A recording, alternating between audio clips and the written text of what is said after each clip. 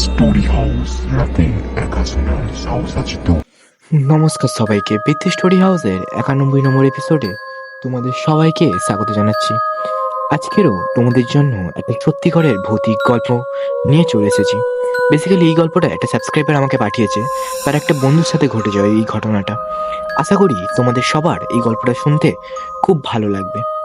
তো আমরা বেশি কথা বলবো না, তার আগে যা যা চ্যানেল নতুন আছো প্লিজ চ্যানেলটা সাবস্ক্রাইব করে বেল আইকনটা অলে সিলেক্ট করে নাও, যাতে এইরকম ভৌতিক গল্পের নোটিফিকেশন সবার আগে তোমাদের ফোনে পৌঁছে যায়। আর কমেন্টে নিশ্চয়ই জানিয়ে যাবে তোমরা কোথা থেকে এই গল্পটা শুনছো। তো চলো বন্ধুরা, গল্পের দিকে এগোনো যাক। গত মাসে আমরা কক্সবাজারের একটা 5 স্টারে সি ভিউ রুম নিয়েছিলাম 5 তলায়। প্ল্যান ছিল 2 দিন থাকবো। রাতে বিচে ছিলাম প্রায় 12টা পর্যন্ত। আমরা ফিরে আসার পর ফ্রেশ হই, ডিনার করি। এরপর ওয়াশরুমে প্রবেশ করার সময় বাবা আমাকে ডাক দেন এবং বলেন রুম সার্ভিসে কল করার জন্য। আমি ফিরে আসি এবং সেখানে কল করব, তখন ওয়াশরুম থেকে আমার বাবা চিৎকার শুনে দৌড়ে সেখানে গিয়ে দেখি উনি মেঝেতে পড়ে গেছেন। আমরা দ্রুত তাকে রুমে নিয়ে আসি। মূলত আমি যখন কল করার জন্য ফিরে আসি তখন আব্বু ওয়াশরুমে যান।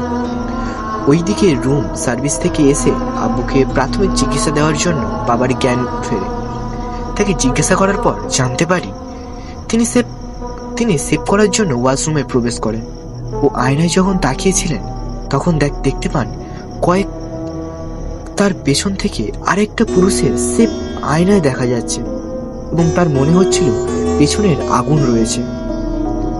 তার এরকম গরম লেগেছিল, তিনি হঠাৎ করে অচেনা কাউকে দেখে ঘাবড়ে যান এবং জ্ঞান হারিয়ে ফেলেন।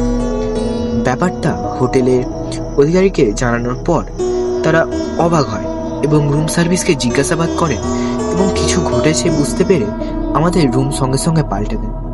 এরপর আমাদের সেদিনের রুম ভাড়া ফ্রি করে দেন এবং অনুরোধ জানান হোটেলের নাম যেন প্রকাশ না করি। আমরা জিজ্ঞাসা করি এরকম পূর্বে ঘটে কিনা। তিনি হাইগুই করে জবাব দেন এরকম এড়াতে নানা রকম ঘটনা ঘটে, তবে তার চাকরি জীবনে এই হোটেলে প্যারানর্মাল ঘটনা প্রথম শুনছে।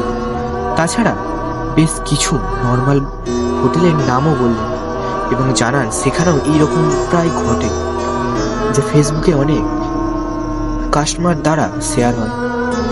এই ঘটনার পর কক্সবাজার থাকতে ইচ্ছা করেনি বাবার, তাই পরদিন আমরা ব্যাক করি।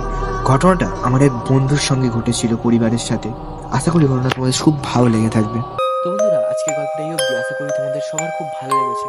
তো যদি গল্পটা ভালো লেগে থাকে গল্পটা একটা লাইক করে তোমাদের বন্ধুর কাছে গল্পটা শেয়ার করতে পারো। আমরা আবারও ফিরে আসবো নতুন কোনো ভৌতিক গল্প নিয়ে।